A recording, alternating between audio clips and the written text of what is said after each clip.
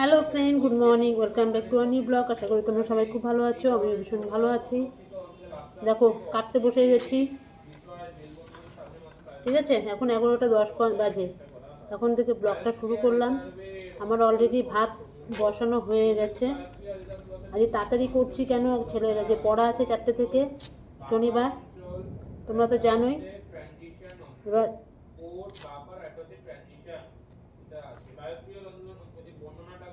এবার তাড়াতাড়ি করে কেটে নিচ্ছি। আজকে একটা করবো ভালো জিনিস।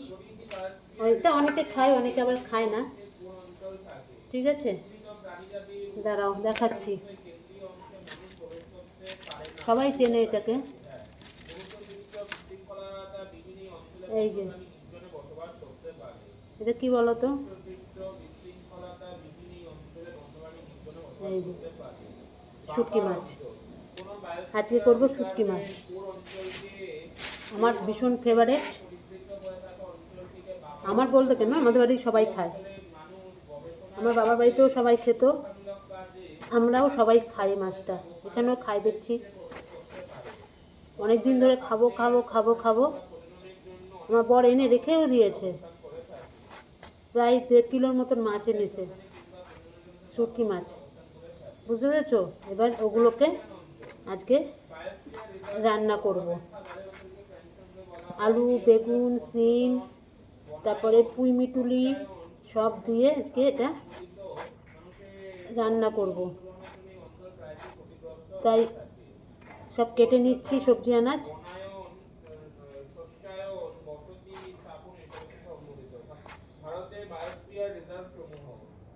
বুঝলে, সব কেটে নিচ্ছি।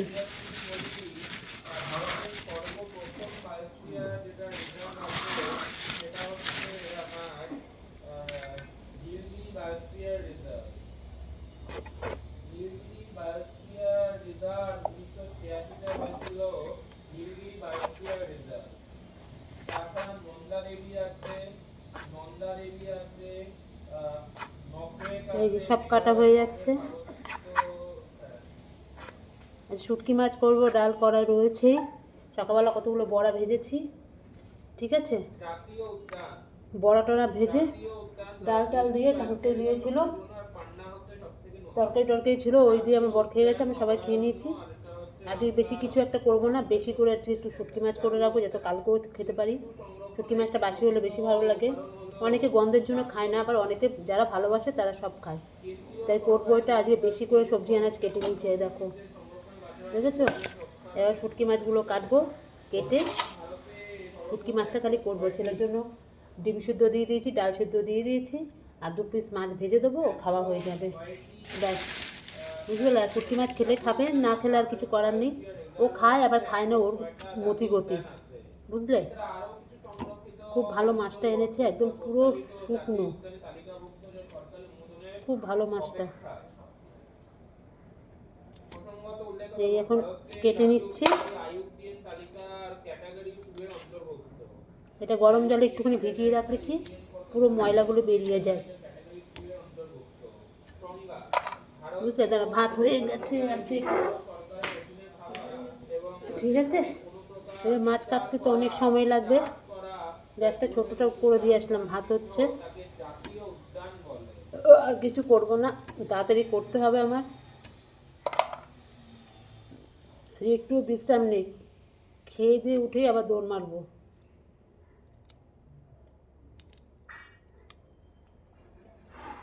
চলো করে নিই। অর্ধেক আমার তরকারি হয়ে গেছে, এখন মাছটা দিই। মাছটা ভালো করে গরম জলে ধুয়ে একদম জল ঝরিয়ে ভালো করে পরিষ্কার করে মাছটাকে রেখে দিয়েছি। তরকারিটা একটু সেদ্ধ হবে, তারপরে মাছটা দেবো। সব কিছু মশলা মশলা দিয়ে দিয়েছি। ভাত আমি এক্ষুনি নামাবো, ভাত আমার হয়ে গেছে। কী যে ঘরের পেছনে কী জানে, ভাত এক্ষুনি নামাতে হবে। ঠিক আছে, আর এই যে তরকারি হয়ে গেছে। আর ছেলের জন্য 2 পিস মাছ এই যে নিয়ে নিয়েছি, এটাকে লাস্টে ভাজা করে দেবো। বুঝলে, হয়ে যাবে এক্ষুনি। এটা ঢাকা দিয়ে দিয়েছি, হয়ে যাবে। গ্যাস ছোটো করে দিয়েছি, আগে সেদ্ধ হোক একটু কিছুটা। ঠিক আছে, ছেলেটাকে বলি এবার চানটা করতে যেতে। কটা বাজে কে জানে, 12টা বেজে গেছে। চলো আমি বাথরুমে কিছু জল ভরে নিই, ভরে নিয়ে এ করি, এটা ততক্ষণে আমার হয়ে যাবে। পয়সাটা নিয়ে নিবি, টিকিট কাটতে হবে।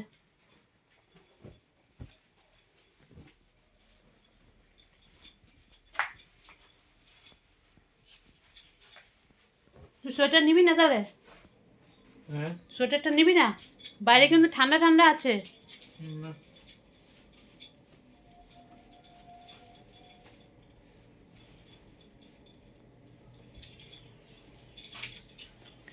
এই যে ছেলেকে দিয়ে যাচ্ছি, ছেলের পড়া আজকে আছে। সোমবার দিন আর যেতে হবে না তো তাহলে? সোমবার দিন আর যেতে হবে না তো? সোমবার দিন না, সোমবার দিন খবরদার না, 3টে দিন বাংলা পড়তেই হবে। স্যারকে বলে দেবে স্যার আসবে না। আর আজকে তুই ইয়ে নিয়ে আসিস, সম্রাটের বই টই যা খাতা মাতা আছে সব নিয়ে আসবি। স্যারের মাইনেটা নিয়ে নিয়েছিস? মাইনেটা নিয়ে নে। যাই ছেলেকে গিয়ে দিয়ে আসি এখন। ওর বাবা গিয়ে নিয়ে আসবে। 3:30 বেজে গেছে, 4টে বাজতে চলো। 4:30 থেকে পড়াবে বলেছে আজকে। আমি কখন রেডি হয়ে গেছি, ওনার এখনো পর্যন্ত রেডি হয়নি।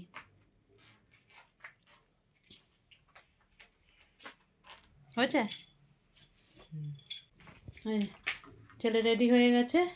ওই যে নে বাবা ব্যাগ নে। তোর ব্যাগটা আজকেও মনে করেনি না, ব্যাগটা ধুয়ে দিতে হবে। ছাদে জামা কাপড় সব পরে রয়েছে, থাক আমি এসে তুলবো। ওকে আমি ওকে দিয়ে আসি। স্যারের মাইনেটা নে, আর ইয়ে টাকাটা, টিকিট কাটবো ট্রেনে, সেই টাকা পয়সাটা নে। তোর বাবা দিয়ে গেছে পয়সাটা?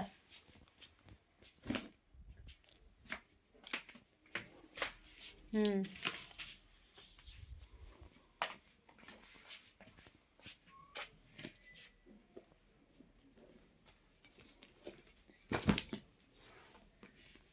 চলো গিয়ে দিয়ে আসি ছেলেকে। ছেলে রেডি হয়ে গেছে, গেলাম ছেলেকে দিতে। আসার সময় বরের সঙ্গে বাড়ি চলে আসলাম। ওই যে অফিস ছুটি হয়ে গেছে, আমাকে ফোন করেছে। আমি তো এখানে উত্তরপাড়ায়, বলে দাঁড়াও আমিও আসছি। ওই একই ট্রেনে আমরা এসে কোন্নগরে নেমে গেলাম, দুজনে মিলে চলে আসলাম। কেন ছেলের এখন দেরি আছে, 6:30 6:45 ছুটি দেবে। এতক্ষণ কী করবে? ছুটি হয়ে গেছে বলে চলে আসলো বাড়িতে, আবার পরে যাবে। তাহলে আজকে আমার আর কোনো সিন নেই যাওয়ার। আমার পায়ে অসহ্য যন্ত্রণা করছে, আমার পায়ে অসহ্য যন্ত্রণায় পা নিয়ে হাঁটতে পারছি না। পাটা এমনভাবে গোড়ালিটা ফট করে ফেটে গেল না, আমার পা আমি নিতে পারছি না। কী কষ্ট করে যে ছেলেকে নিয়ে গেলাম আমি, দুটো পায়ের গোড়ালি পুরো এক পাশ করে ফেটে গেছে। ঘরের মধ্যে জুতো পরে থাকি, তারপরও কেন কে জানে, উরে বাপরে বাপ কি ব্যথা! উফ, হাঁটতে পারছি না আমি। ছেলেকে বলছি বাবা কি করি বলতো, কি ব্যথা হচ্ছে, তুই গিয়ে টিকিট কাট। বলে কি মা আমাকে ট্রেনে উঠিয়ে দাও, আমি চলে যাচ্ছি, তোমাকে যেতে হবে না। ওই যে বুঝতে পারছি তো আমি হাঁটতে পারছি না যে। আমি যে না থাক, ট্রেনে উঠিয়ে দিলে হবে না। তুই এমন এমন করবি, কখন চলে যাবে উত্তরপাড়া তার নাই ঠিক, দরকার নেই। হুম। তারপরে সেই ছেলেকে দিয়ে আসলাম, আসার সময় বড়ের সঙ্গে চলে আসলাম। কি ব্যথা, পাগুলো ফেটে পাংশু পড়েছি, আমি হাঁটতে পারছি না রাস্তা দিয়ে। যে কি কষ্ট করে ছেলেকে নিয়ে গেলাম আজকে আমি জানি এক ভগবান জানে। উফ, ঠিক আছে যাই, জামা কাপড়গুলো সব ছাদে রয়েছে, নিয়ে আসি। শুভ সন্ধ্যা বন্ধুরা। দেখো আমার বাবা, একটুখানি শুয়েছিলাম, আমি হাঁটতে পারছি না গো, আমার পায়ে অতিরিক্ত কষ্ট হচ্ছে। আমার বর চলে গেল আবার ছেলেকে আনতে, 6টা বেজে গেছে, আমি এখন সন্ধ্যাবাতি দিইনি। আমি হাঁটতেই পারছি না পা নিয়ে, আমার এত পায়ে যন্ত্রণা হচ্ছে, পা ফেটে গিয়ে। সারা শীতে পা ফাটলো না, এখন গোড়ালির এখানটা কীভাবে ফেটে গেছে, আমি হাঁটতে পারছি না। যাই হোক আমি এখন গিয়ে সন্ধ্যাবাতিটা দিই, একটুখানি শুয়েছিলাম। আমার বর চলে গেছে আনতে ছেলেকে। উফ, আজকে স্যারের কাছে লাস্ট, আর যাবে না পড়তে। এই স্যারের কাছে পুরো শেষ। ঠিক আছে চলো আমি একটুখানি সন্ধ্যাবাতিটা দিয়ে নিই, হাঁটতে পারছি না, প্রচণ্ড পায়ের মধ্যে ব্যথা হচ্ছে। উফ ভগবান।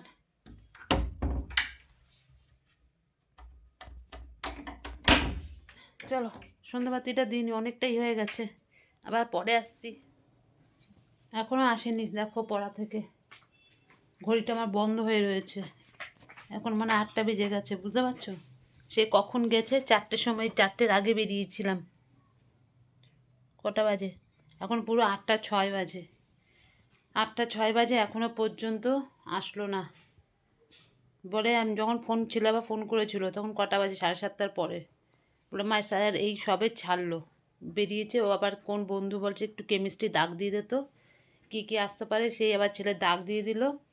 ওই করতে করতে আমার বর বলছে কতক্ষণ ধরে বসে রয়েছে বলো, সত্যি কথা কাজ থেকে এসছে, এসে একটুখানি রেস্ট নিয়ে আবার দৌড়েছে। তারপরে এর মনে আসছে এখনও আসলো না, 8টা বেজে গেছে, কখন আসবে। আর আমি পা নিয়ে পাচ্ছি না, পায়ে কি ব্যথা করছে আমার, ল্যাংড়াতে ল্যাংড়াতে গিয়ে জলগুলো সব ভরলাম।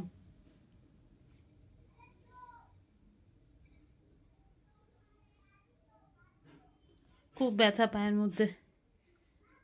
উফ, সারাটা দুপুর আজ শুইনি তো, মাথাগুলো আমার ধরে রয়েছে, পুরো ভরে ধরে রয়েছে।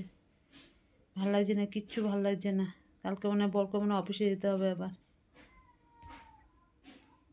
কি বলবো বলো, ফোন এসেছিল, আমাকে বলেছিল কালকে অফিসের চাপ আছে কাজের, কালকে ছুটিও দিল না, একটা দিন ছুটি সেটাও মনে নেই কালকে, বাড়তি কাজ হচ্ছে কালকে। আসুক, কখন আসবে দেখি, ভাল লাগে না আমার আর, তাড়াতাড়ি শুয়ে পড়বো, একদম শরীর আমার দিচ্ছেই না, একদম দিচ্ছে না। এতটাই ব্যস্ত না, একটু যে ইউটিউবে লাইভ করবো তাও করতে পারছি না।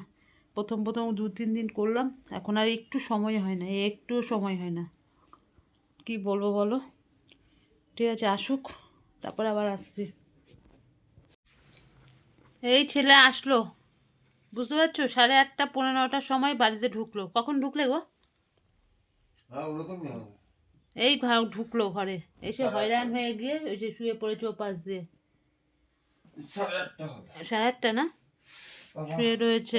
ঠান্ডা লাগছে রে বাপ। ওই তো পাশে আছে তো কম্বলটা, বেশ ভালোই ঠান্ডা পড়েছে আবার। কি আজকে হঠাৎ দেখছি যে আবার মানে আজকে না, বেশ 2 দিন ধরে ভালোই ঠান্ডা পড়ছে। আজকে তো আমার গায়ে লাগছে জোর তো। আমারও বহুত ঠান্ডা লাগছে। উঠায় রাখো। কি উঠায় রাখবে? হ্যাঁ আমি তো বলছিলাম না। তাই সেটাই বলো, আমি তো বললাম তো, আমি উঠাবো না তো, দোল যাবে তারপর উঠাবো। আবার দেখি লাগবে। এখন ছেলে বলছে মা ভাত খেয়ে নেবো, আমি ঠিক আছে তাহলে ভাত খেয়ে নে। দুবেলা শুয়েছি তো, ছেলেরও অভ্যাস আমারও অভ্যাস, তো ভাল লাগছে না, কিচ্ছু ভাল লাগছে না এখন। এর জন্য রাত্রেবেলা শোয়ার সময় একটু বোরোলিন গরম করে পায়ে দিতেই হবে। আমি এখন না, শোয়ার সময় দেবো। 2 পা নিয়ে আমি হাঁটতে পারছি না, আমার এত কষ্ট। আজ যে কী করে কষ্ট করে ছেলেকে নিয়ে গেলাম, মানে আমি একমাত্র জানি আমি হাঁটতে পারছি না, পা উঁচু করে করে হাঁটছি।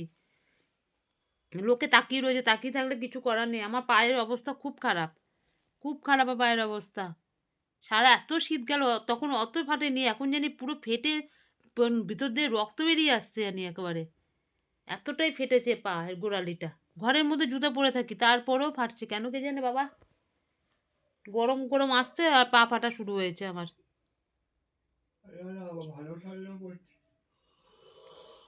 যাই দেখি, ছেলে খেয়ে নেবে বলেছে ভাত, আমি খেয়ে নিই তাহলে, ওকে দিয়ে দিই।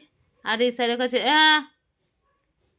স্যারের কাছে আর যাবেও না পড়তে, হয়ে গেছে পড়া। স্যার বলেছে তবুও পরীক্ষা শেষ হয়ে গেল সবাই মিলে একদিন আসবি। কি স্যার আবার কি খাওয়াবে, ওই স্যারের ওই কীর্তি। যাই হোক, স্যারের মানাটা না দেওয়া পুরো ক্লিয়ার। স্যারের আবার মন টন খারাপ হয়ে যায়নি তো, আর তো পড়তে যাবি না